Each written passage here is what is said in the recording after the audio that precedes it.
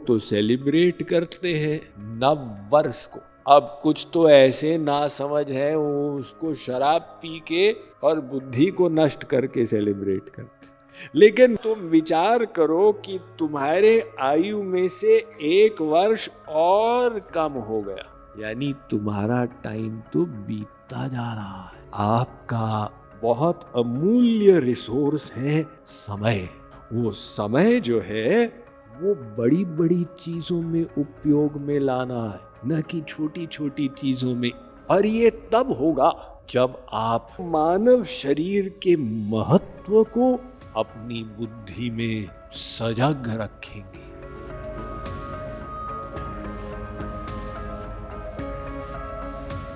साधना समझ ली, लक्ष्य क्या है वो समझ लिया, वहां तक पहुंचने का उपाय जान लिया।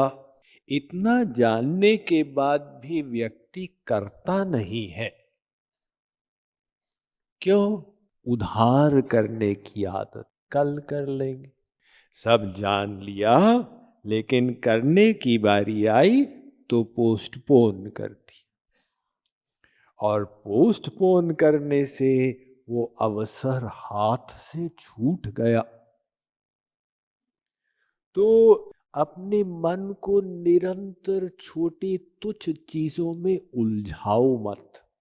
यहाँ सुख मिला, यहाँ दुख मिला, यहाँ इच्छा पूरी हुई, वहां इच्छा पूरी नहीं हुई, वरना अपने श्रेष्ठ लक्ष्य से चूक जाओगे। जैसे किसी कवि ने कहा कि फूल चुनने आए थे बागे हयात में। हम बगीचे में फूल चुनने आए थे, लेकिन कांटे भी थे साथ साथ, तो खार झार में दामन उलझा के रह गए। वो फूल चुनने का तो नंबर ही नहीं आया, हम तो वो कांटों में ही उलझ गए। ऐसे ही अगर व्यक्ति सब जानने के बाद उलझ जाए छोटी छोटी चीजों में, तो फिर वो ज्ञान से फल लाभ नहीं पाएगा।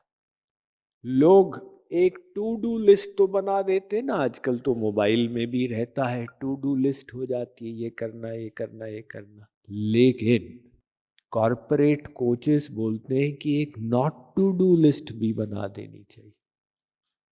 ये नहीं करना, ये नहीं करना, ये नहीं करना, वरना निरर्थक चीजों में समय गवा दोगे। वॉरेन बफेट 15-20 साल पहले विश्व का सबसे अमीर आदमी था, बिल गेट से पहले। और उससे पूछा गया तुम्हारा सीक्रेट क्या है? सेल्फ मेड बिलियनर था। उसने कहा मुझे हर यस को 100 बार नो नो नो नो से प्रोटेक्ट करना पड़ता, क्योंकि 100 लोग मेरा समय मांगते हैं। अब मैं सबको यस बोलूंगा तो जो वास्तविक करने वाली चीज थी उसका समय कम होता चला जाएगा। तो उसने कहा सीक्रेट का रहस्य है कि समय व्यर्थ निरर्थक नगण्य चीजों में गवाओ मत। अब गवाने के तो अनेक अवसर हैं। एक व्यक्ति खड़े होके आपसे बात करने लग जाए, भाई आपके राय में वो मोदी ठीक गवर्नमेंट चला रहा है कि नहीं चला रहा? अब बताइए, अगर आप उसमें फंस गए तो बिना जाने आपके 20 मिनट व्यर्थ खर्च हो जाएंगे। आपका बहुत अमूल्य रिसोर्स है समय। वो समय जो है वो बड़ी बड़ी चीजों में उपयोग में लाना है, न कि छोटी छोटी चीजों में। और ये तब होगा जब आप जीवन के लक्ष्य को सामने रखेंगे और ये मानव शरीर के महत्व को अपनी बुद्धि में सजग रखेंगे। महाभारत कहती है अनेक जन्मों की यात्रा के बाद ये शरीर मिला, जिसको तुम सामान्य मान रहे हो। कब हुंक करी करुणा नर देही, देत ईस बिनु हेतु सनेही। वो जीव तो घूम रहा है ना 84 लाख की चक्की में, कभी कभी भगवान दया करके उसको मानव शरीर दे, ठीक है बेटा आपकी बार तो कल्याण कर। तो ये जो श्रेष्ठ मानव शरीर है, ये पहला ज्ञान रखें और दूसरा ज्ञान रखें कि ये मृत्यु के रूप में छिन जाएगा और मृत्यु कभी भी आ सकती है। तो एक छोटा सा समय है ना, और वो छोटा समय जब खत्म हो गया तो नेक्स्ट टाइम आपको मानव शरीर मिलेगा क्या? किसी को गारंटी है यहाँ पे कि अगली बार मानव शरीर मिलेगा? कोई गारंटी नहीं। इसलिए तो युधिष्ठिर महाराज से जब यक्ष ने प्रश्न किया, यक्ष ने पूछा, वो कुएं के अंदर बैठा हुआ था, तो यक्ष जो है मनुष्य से अत्यधिक शक्ति रखता है। अब वो एक एक गांव का एक यक्ष होता है, तो यक्ष कुएं के अंदर था।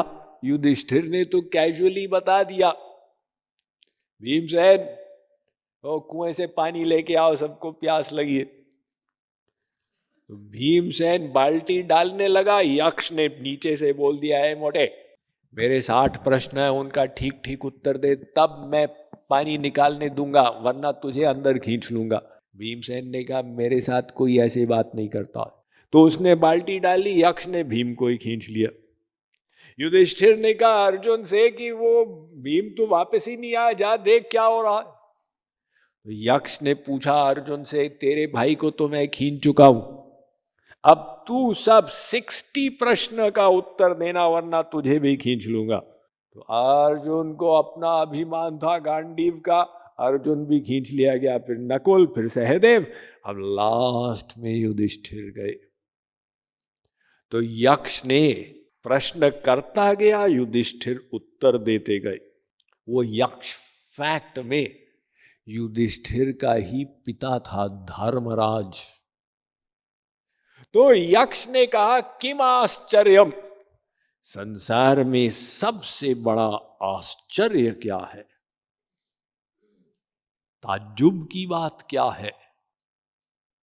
युधिष्ठिर ने कहा अहन्य हनि भूतानि गच्छन्ति हयमालयम, प्रतिक्षण लोग मर रहे, देखने वाले देख रहे। वो जो देखने वाले हैं वो ये नहीं सोचते कि एक दिन मैं भी जाऊंगा, ये मर गया कोई बात नहीं।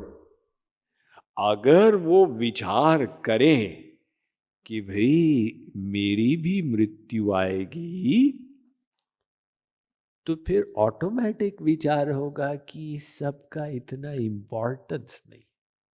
जो मैं राग द्वेष कर रहा हूं छोटी छोटी चीजों में, हानि लाभ निंदा स्तुति यश अपयश, ये तो कुछ साथ में नहीं जाएगा।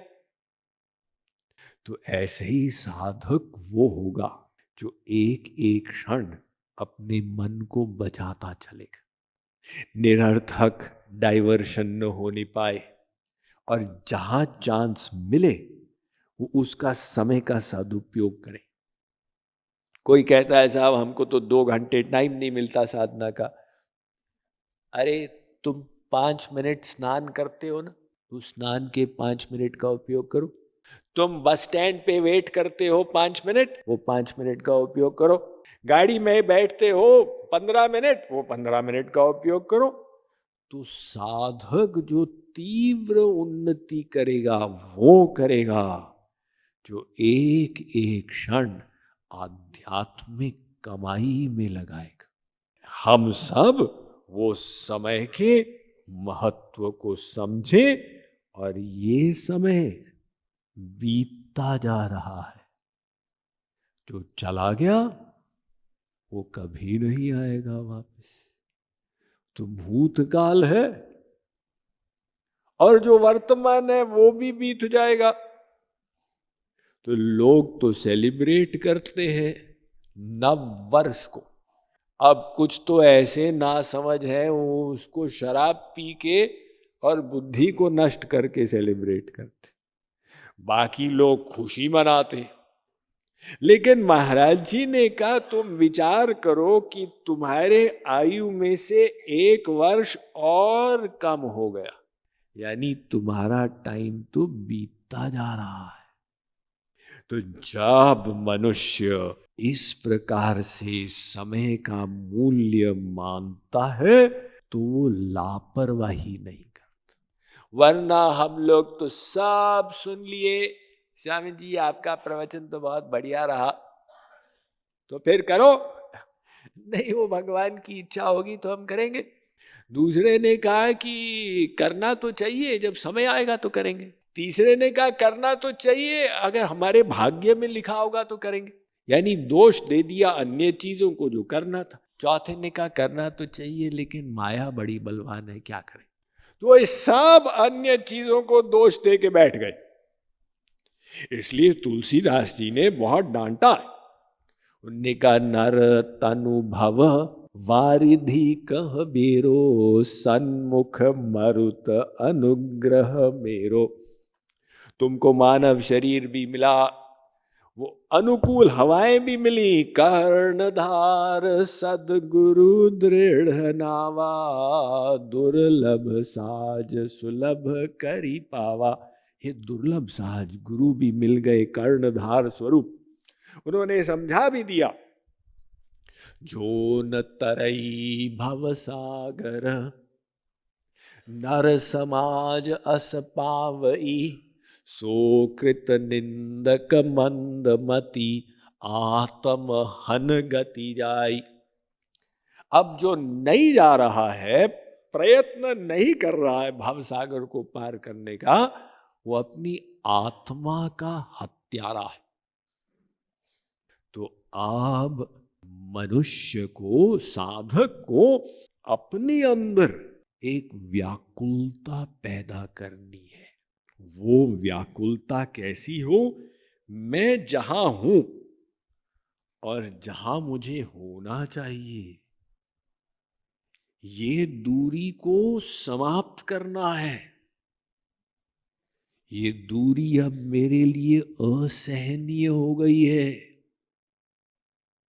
मुझे तो भक्ति को प्राप्त करना है और वो प्रेम की एक बूंद भी नहीं है, ऐसा सूखा पत्थर हृदय है। जब भगवान नहीं मिले, उनकी प्रतीक्षा में एक पल एक युग के जैसा लंबा लगने लगे, युगायतम निमेषेण, तो वो ही लालसा भगवान से मिला देगी। तब तक प्रयास करते जाओ और एक क्षण भी वेस्ट मत करना। तो कुछ ही घंटों में 1 वर्ष और खत्म हो जाएगा। अब हमको संकल्प लेना होगा कि आने वाले वर्ष में हम अपने मन को अवश्य हरि गुरु में लगाएंगे। तो ऐसे ही हम पूरे वर्ष का एक हिसाब लें, क्या सफलता हुई, क्या असफलता हुई, और फिर पुनः अपने संकल्प को प्रगाढ़ करके और निश्चय करें कि अगला वर्ष और अच्छा बीतेगा। अगले वर्ष में हम और अधिक प्रयास करके हरि गुरु की कृपा को अवश्य प्राप्त